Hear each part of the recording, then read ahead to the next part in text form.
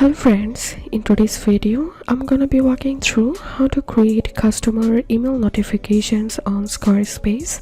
But before getting started this video, make sure to subscribe. How to 1 minute.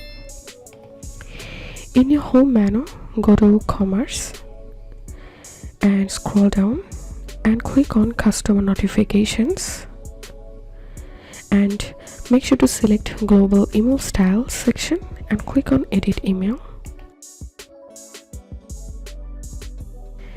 And now you can change email background color, you can change content background color, or you can change line color.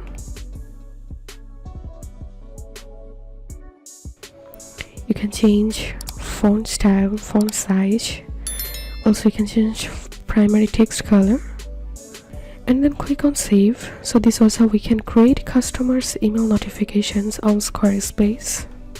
If you think to see more Squarespace videos, please check the links in descriptions. If this video helped you, give a thumbs up and please consider subscribe to How to 1 Minute. Thank you for watching.